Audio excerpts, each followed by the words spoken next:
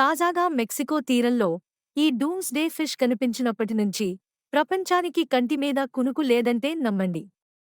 దీని అసలు పేరు ఓర్ ఫిష్. ఇది ప్రపంచంలోని అతి పొడుగైన చేపల్లో ఒకటి. సముద్రగర్భంలో 600 అడుగుల నుంచి 3500 అడుగుల లోతులో కనిపించే వీటి శరీర ఆకారం వల్ల వీటి మీద చాలా పురాతన కథలు ఉన్నాయి.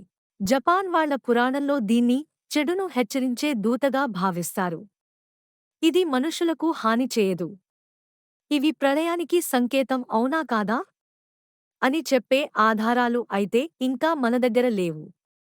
కానీ పట్టుకుంటే జారిపోయే శరీరంతో 56 అడుగులు పెరగగలిగే ఈ చేపను అందరూ ప్రళయానికి సంకేతంగా చూడటానికి అసలైన కారణం జపాన్లో 2011లో వచ్చిన సునామీకి ముందు పదుల సంఖ్యలో ఒడ్డున ఇవి కనబడటమే. ఈ చేపలు కేవలం ప్రళయం సమయంలోనే కాదు, వాటికేదైనా ఆరోగ్య సమస్య వచ్చినా లేదా ఉష్ణోగ్రతల కారణంగా కూడా తీరంలో కనిపిస్తుంటాయి. 2011లో ఇవి కనిపించటం కోయిన్సిడెన్స్ కూడా అయ్యుండొచ్చు.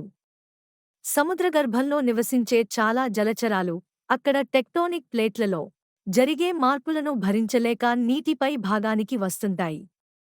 కాబట్టి పూర్తిగా కాదని చెప్పలేము.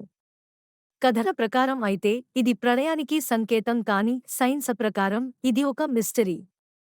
సముద్రగర్భంలో ఎన్నో రహస్యాలు దాగి ఉంటాయి.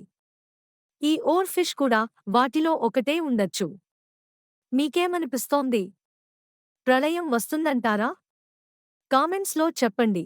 మరిన్ని ఇంట్రెస్టింగ్ విషయాల కోసం like, share and subscribe DYK this.